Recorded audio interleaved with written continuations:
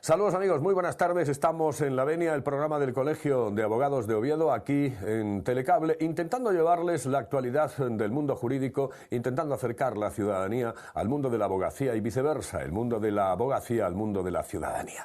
Bien, pues señoras y señores, hoy tenemos un nuevo invitado, un nuevo abogado. En este caso se trata de Alejandro Martínez, ejerce desde el año 1986 y hoy vamos a hablar de temas que tienen que ver con el mundo civil y penal.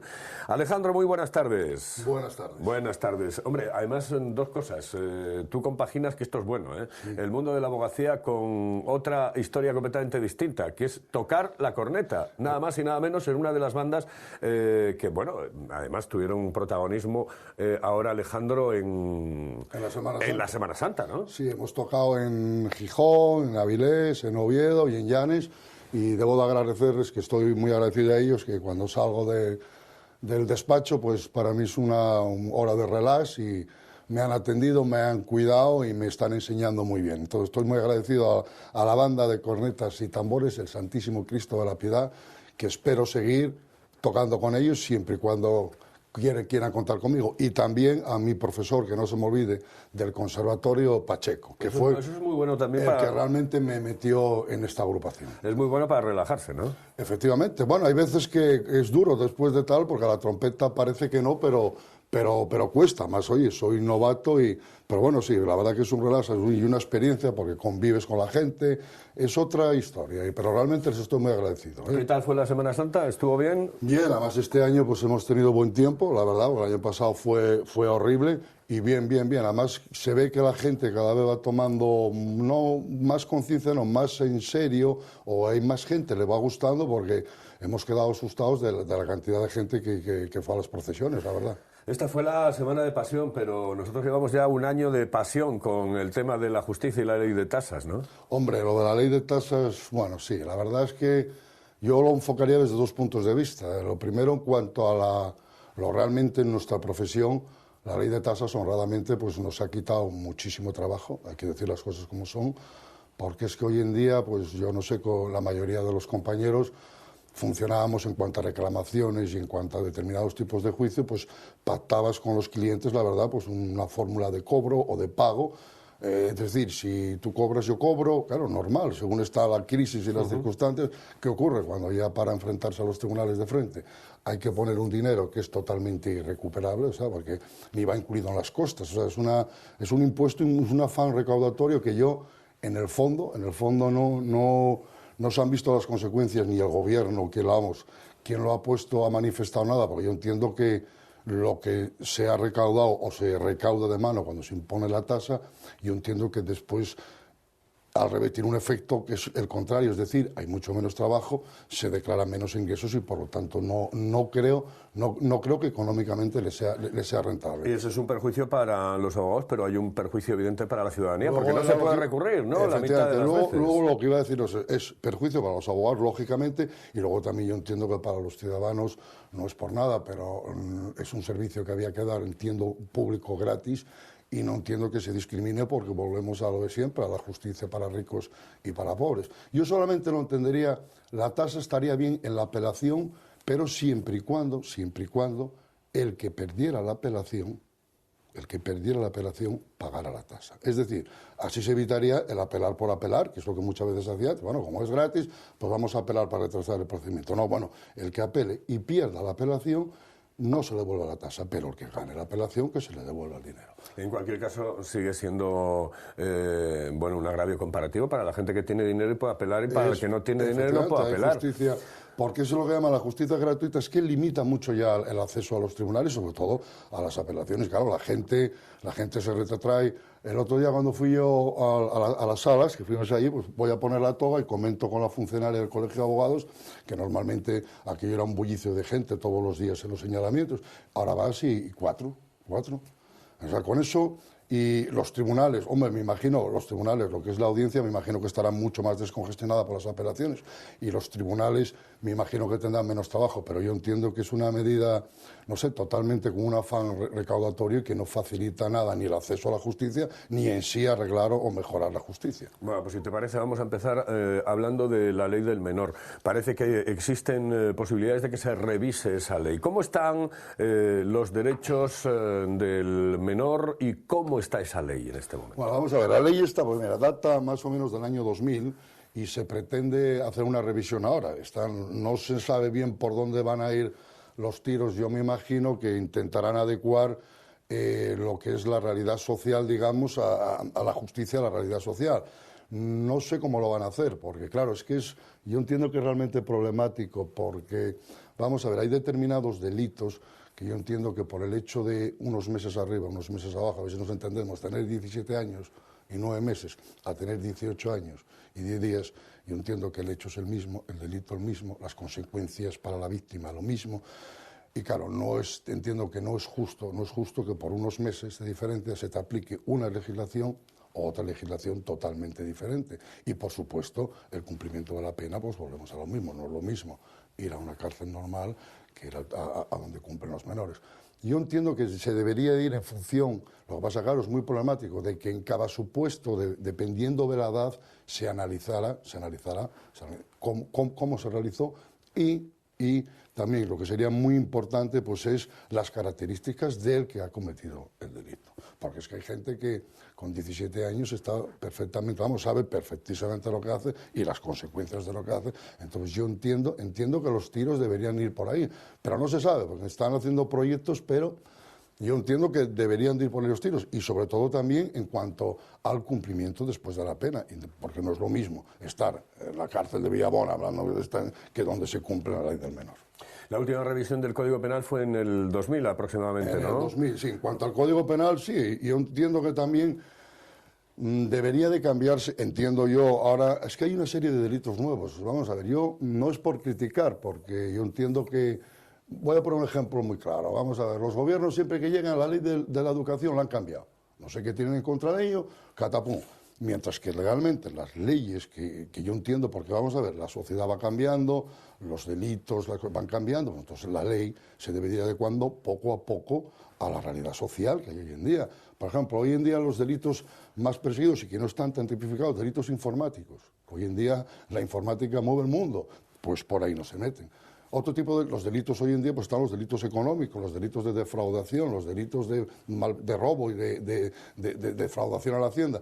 No están nada, no se meten con ellos. No entiendo el por qué, porque para eso hay poder ejecutivo, legislativo y judicial. Entonces yo entiendo que poco a poco, porque es que son muy reacios a la modificación. No entiendo el por qué, porque tampoco hay que hacer unas modificaciones tan drásticas, ni cambiarlo todo, decirlo que hoy es negro, es blanco, sino es ir adecuando poco a poco, cosa que yo no entiendo por qué los gobiernos son muy reacios a modificar tanto. Bueno, el tema de fraude, malversación de caudales públicos, etcétera, bien, siempre ha existido. El problema es que ahora salen mucho más a la luz pública y parece que hay muchísimo más terreno abonado para que la gente pueda cometer ese tipo de delitos. ¿Debería de estar mejor tipificado? Efectivamente, yo entiendo que eso y los delitos informáticos, porque el tema es nuevo, el tema de la informática es nuevo y dentro es un mundo totalmente.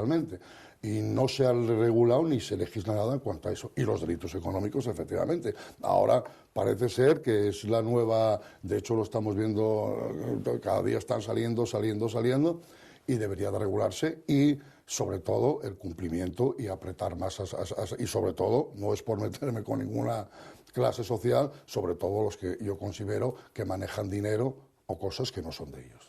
Ley de cumplimiento de las penas, ¿no? Bueno, pues sí, eso para mí es otro caballo de batalla, porque el Código Penal, independientemente de lo que he dicho, que necesita una reforma, pero bueno, pero lo que yo que sí nunca he estado de acuerdo es con el cumplimiento realmente de las penas, porque entiendo que lo llevan, es una cosa como decir, llegas hasta aquí, te doy esto, independientemente, no sé, de cómo te has portado ni cómo has hecho. Creo que había que hacer un seguimiento realmente, que se puede hacer, una vez que está hecha la sentencia y el cumplimiento de la pena, se puede hacer un estudio de verdad del delincuente, cómo se ha portado y la aplicación de los beneficios que hay. Lo que no se puede es que 20 años y el tercer grado se conceda a todo el mundo y tal, entonces claro, la gente tiene una sensación de decir, entran y salen por un lado. Y no es esto, no es por defender a los tribunales, es una vez que esté hecha la sentencia, yo creo que se puede hacer un seguimiento mucho mejor de caso por caso. Y no decir, llegas hasta aquí y te concedo esto, independientemente, claro, porque es que todo el mundo, cuando nos interesa, somos buenos.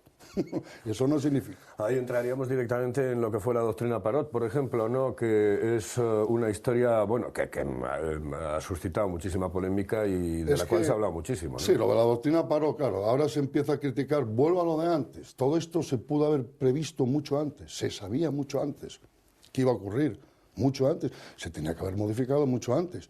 No entiendo por qué ahora llegan todas las alarmas, esto ya se sabía. Lo que no se puede, claro, lógicamente, es intentar aplicar, por mucho que tal, claro, lógicamente, una ley con un efecto retroactivo, pero esto ya se sabía de siempre, porque lo mismo que estaba el Código Penal, estaba la ley del cumplimiento de las penas. Bueno, pues eso es lo que había que modificar. Lo que no se puede es luego intentar hacer lo que se hizo, claro, yo entiendo que, claro, pero esto se veía venir, es lo que yo estoy diciendo antes, para eso están los legisladores.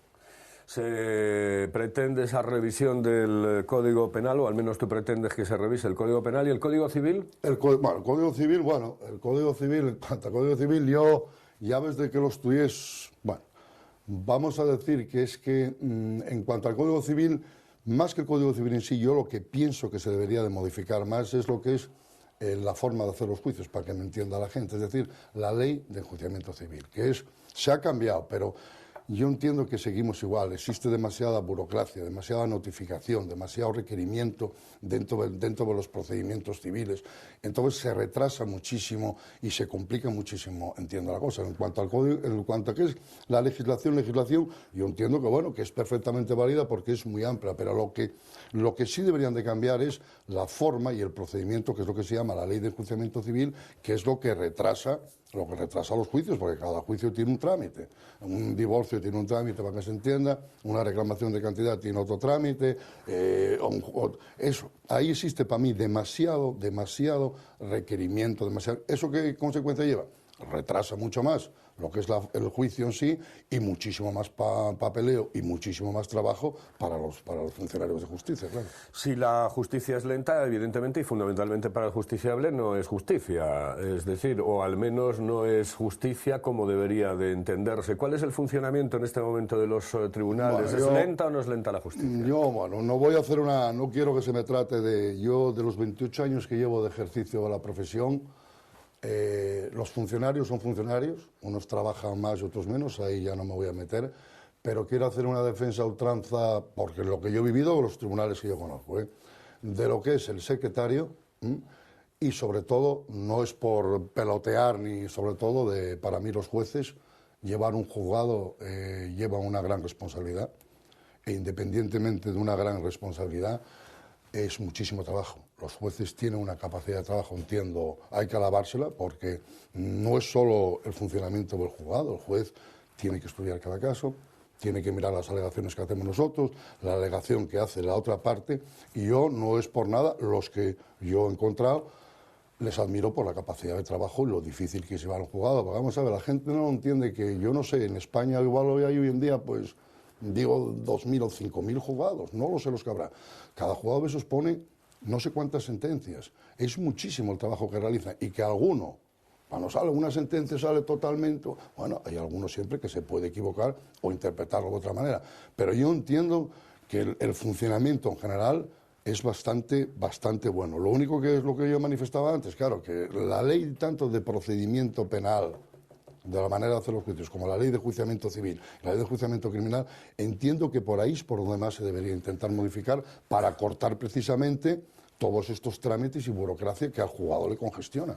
Hay muchos abogados, pero dicen que hay pocos jueces, que se necesitarían más jueces. ¿Esa es tu opinión o no? Sí, por supuesto, más jueces y más tribunales, efectivamente, porque yo los que conozco trabajan, el juez tiene que trabajar mucho, llevar un juzgado es realmente complicado porque lleva muchísimo trabajo. Ahora con esta reforma que han hecho a la ley de tasas, me imagino que tendrán menos trabajo, pero bueno, así todo, claro que se necesitarían más tribunales, para mí, bastante más tribunales. Tribunales penales, fiscalía. Bueno, en cuanto a la fiscalía, pues bueno, manifestar y los tribunales penales que, vuelvo a decirlo de antes, lo complicado es la fase de instrucción, pero una vez que la fase de instrucción se ha llegado y se señala ya, digamos, la vista oral del juicio, Es de agradecer con la Fiscalía que aquí una herencia que nos ha dejado Herrero, el fiscal, que ya no está, es que negocian y se llega a negociar muy bien con los fiscales, lo cual es de agradecer, porque quiero manifestar mi opinión para que la gente lo entienda. La mayoría, la gente en derecho penal siempre identificamos con el derecho, las películas y no. La mayoría de los procedimientos penales, una vez que se acaba la fase de instrucción, es decir, la fase de preparación del juicio, para que la gente lo entienda, normalmente la mayoría el asunto ya está realmente más o menos claro. O sea, ya están las pruebas, ya están los informes de peritos que hay, las pruebas si lo han cogido. Entonces, el hacer el juicio es retrasar más la cosa. Y aquí la Fiscalía, últimamente, por lo menos lo que yo conozco, sí accede muy bien a negociar, a pactar, digamos. Se pacta un acuerdo con abogado, fiscal y cliente, habida cuenta de la prueba y de los resultados que hay, lo cual agiliza mucho el trámite, evita la fase del juicio oral y es una buena cosa, entiendo yo, que la Fiscalía accede, lo que a mí me pasa a diario, accede bastante bien a negociar y sin problemas. Los juicios que vemos en televisión son completamente distintos a los que se ven evidentemente en España, sí, ¿no? Sobre todo porque nos llegan de las películas americanas, de la justicia americana, pero hay muchos abogados que les gustaría que esto se pareciese un poco más a las películas. Sí, la verdad es que pero vamos a ver, es que la justicia americana, claro, siempre nos fijamos la ley del jurado, los jurados. Yo entiendo que es muy difícil, si ya para un juez, honradamente para un juez, en los casos en que hay problemas, es difícil el que él llegue a una solución, y teniendo en cuenta que no es porque esto sea más listo, sino porque lo está haciendo todos los días, lo hará mejor. Es como el conductor de un camión. Lógicamente, el conductor de un camión debe de conducir mejor que yo. ¿Por qué? Porque está todo el día con ello. En cuanto a lo de los jurados, yo entiendo que es muy difícil porque existiría lo que pasa en América, que es ganarse al jurado. Vamos a ver, a un juez, si esto es un bolígrafo, es un bolígrafo. Y el abogado, la fiscalía, puede estar intentando horas y horas decir y adornarlo, decir que no es un bolígrafo, que es, no sé, pues un rotulador. Entonces, al jurado sí se le puede llegar a convencer, porque no tiene unos parámetros para delimitarse, es decir, sí se le puede llegar a convencer de que es un rotulador, pero a un juez no. Un juez, si es un bolígrafo, es un bolígrafo. Entonces, por más de que estés ahí, dale que te pego, intentando y quede muy guapo el hablar, a la hora de la verdad, no. Siguen siendo muchos los abogados que salen de estas últimas jornadas, pues prácticamente todos los años hay cientos y cientos y cientos y miles en España, ¿no? ¿Cuáles son los consejos que una persona como tú, por ejemplo, con 28 años de experiencia, le daría a una persona que acaba de colegiarse, por ejemplo? Bueno, pues mire, la verdad que tenga paciencia. Buen trato con la gente y con los compañeros. La verdad es que quería manifestar que desde que yo empecé, la profesión ha cambiado realmente muchísimo. Tanto el trato con la gente como el trato con los compañeros. Antes yo cuando empecé hace 28 años, pues no sé si seríamos 300 abogados o por ahí, en toda Asturias, quitado el Colegio Gijón. Más o menos nos conocíamos todos, era diferente. Y el trato con los clientes era diferente. Ahora ha cambiado. Es más una jungla. Pero bueno, yo el consejo que les daría pues, a los jóvenes es paciencia, trabajar, moverse y eso, tratar bien a la gente y a los compañeros, que hoy en día muchos jóvenes no tienen eso del compañero. Compañero es compañero, no significa que engañes al cliente ni que vayas, pero se puede intentar negociar, hablar. Es que digamos que son demasiado agresivos. Ha cambiado mucho la profesión, ¿eh? Bueno, yo echo de menos, por ejemplo, que cuando abogados buenos, muy buenos y con mucha experiencia dejan la abogacía, no sigan de alguna manera impartiendo sus clases magistrales. Y cuando digo clases magistrales, que sean pues ese foco en el cual uno se puede apoyar en un momento determinado. Es decir, que sea casi hasta un órgano consultivo, ¿no? El poder consultar a las personas que ya tienen mucha experiencia. No estaría de menos, ¿no? Sí, eso yo creo que estaría bien. Más en este caso. Sí, yo creo que, ¿sabe lo que pasa? Bueno, luego cada persona y cada situación y cada vida es un mundo como todo, pero lo que yo sí entiendo y una cosa que yo sí veo es que, claro, con los años la profesión y el trato con la gente te va cambiando, te vas, digamos, no agobiando, sino cansando, porque realmente lo que no entiendo, oye, cada uno escoge la profesión, pero normalmente la gente siempre que viene al abogado viene con un problema. Y eso poco a poco yo lo veo. Yo antes tenía como mucha más ilusión. Ahora hay veces que ya suena el teléfono y te dan ganas de no cogerlo. O sea, te va quemando, te va quemando. Entonces, claro, hay que realmente amar mucho y querer mucho a la profesión. Y esto, para una vez que acabas, digamos, decir, voy a seguir. Pero claro que estaría muy bien, porque la experiencia, como todo, y sobre todo en lo del derecho, vale muchísimo. Por eso es muy bueno desconectar. ¿Cómo desconecta un abogado? Bueno, ¿cómo desconectas tú, por ejemplo? Yo últimamente, pues ya, como ya os he dicho, con la trompeta me relaja de verdad bastante y sí es cierto que yo con los años, lo podría decir mi mujer y la gente que me conoce, digamos que vas cogiendo como más sentido a la responsabilidad y me cuesta más desconectar. Cuando era más joven parece que eres como más impetuoso y te da todo igual. Ahora, claro, cuando alguna cosa te sale mal o algún tal, la cabeza cuesta, cada vez a mí me cuesta más desconectar. Es decir, que eso de dormir por la noche antes de un juicio es difícil. Es difícil. Antes yo, ¿no? Incluso pero, después, claro. Sí, porque quieres que no das vueltas. Yo lo digo de verdad, yo antes entraba a los tribunales, bueno, como más...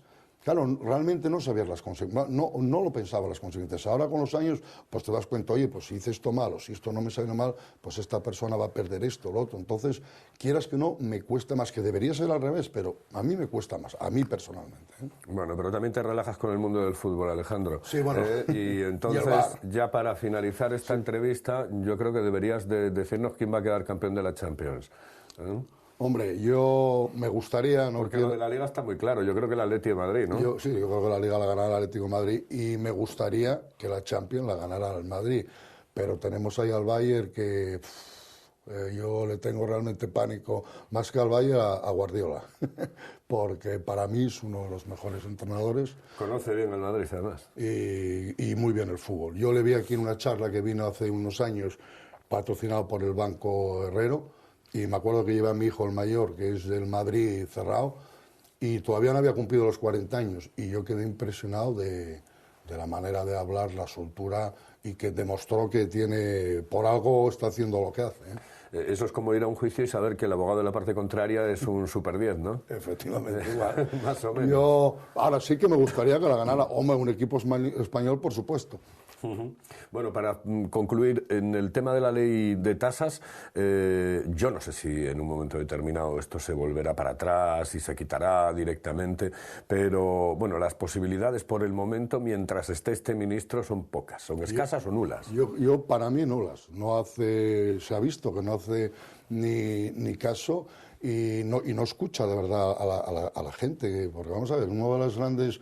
Antes de intentar, yo creo, modificar algo que trae consecuencias realmente importantes como es esto, pues lo primero es escuchar a los profesionales y ver lo que yo digo, la realidad. No se puede estar ahí arriba y decir...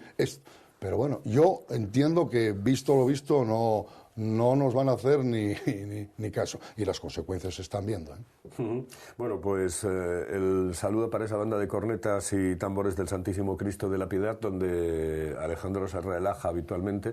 Ahora, bueno, hubo participación en la Semana Santa, pero después, ¿qué hacéis? Porque claro... No, bueno, ahora descansamos un poquitín y luego empieza, digamos, otra temporada, ahora por el verano, que nos llaman para algún acontecimiento de algún pasacalles, pero vamos, lo gordo es hasta ahora la Semana Santa. Y es digno de admirar, porque yo alguna vez me veía ahí, la gente no lo sabe, pero para ensayar, vamos, tenemos un local, pero para ensayar cantando vamos al Masabeu. Pues ahí ves a casi 40 personas con linternas de noche, tocando y caminando, que es digno de admirar el sacrificio y lo que es hacer una cosa que te guste.